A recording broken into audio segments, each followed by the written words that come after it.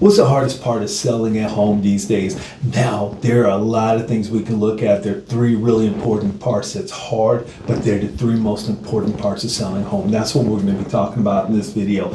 Now, before we get started, guys, if you're looking to buy or sell a home, look around the screen. You're going to see our Calendly link. Love the opportunity to talk with you. Set up a 15 to 30 minute consultation with us. We'll talk about the market, see what your needs are and how we can help you out, okay? Also, if you're somebody who's interested in the real estate market, look around the screen, you'll see our subscribe button, subscribe to our channel. And again, as I said earlier, guys, in this video, we're going to be talking about the three hardest parts of selling your home, but they're also the three most important.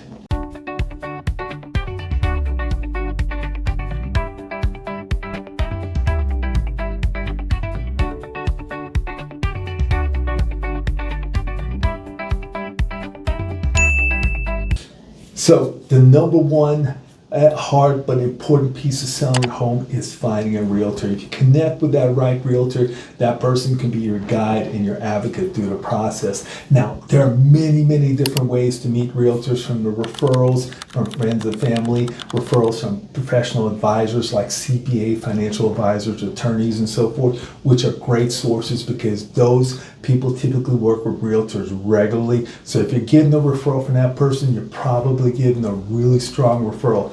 Friends and family, probably somebody who's worked with a realtor in the past, that'd be a great source.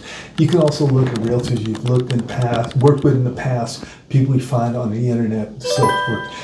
But there's two things you got to do when looking at evaluating a realtor. Number one, search them on the internet. Look at reviews. Look what AI is telling you about that realtor.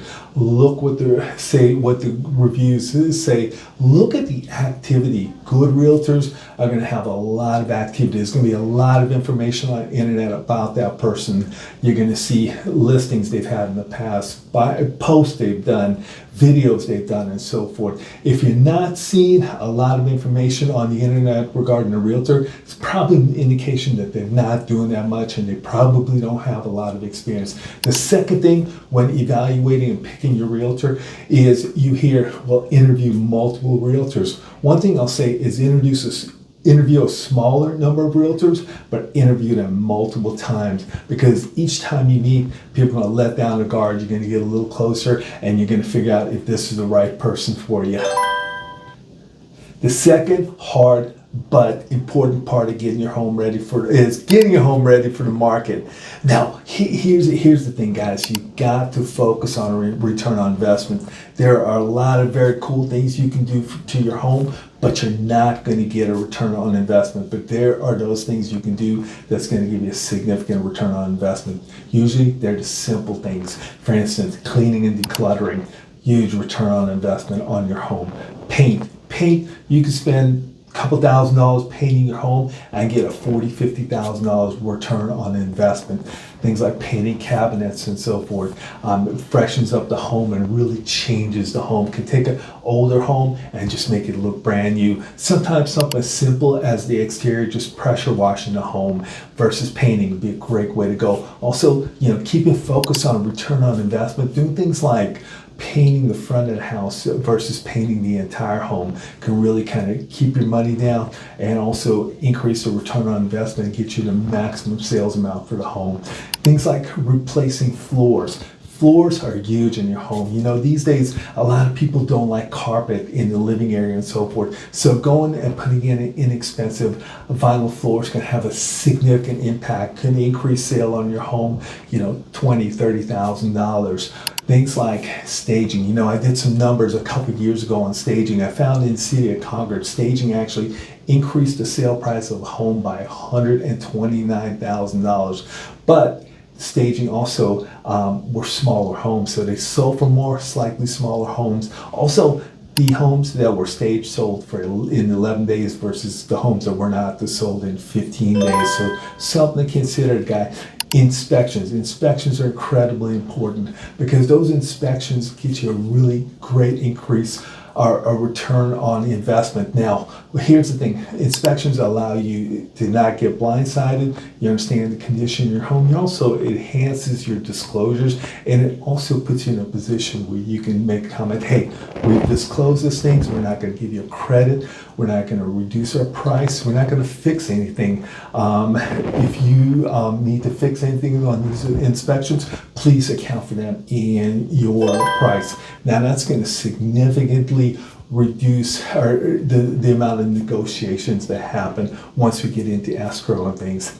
The third and final difficult but important things when it comes selling your home is really kind of stay on plan and keeping the strategy in place. You know, one of the things that's going to happen is if you're living there, you're going to get phone calls. You're going to have to leave the home within an hour and so forth because you got somebody coming to see the home. You got to make sure it's in great condition and ready to show. You're going to have to step out for open houses and so forth to make sure that it's ready to show. But you got to stay on plan. You got to stay focused on the strategy because you want the home to really be in tip-top shape and to view very well when people visit and when open houses are happening and so forth. So stay, with your plan, with your strategy.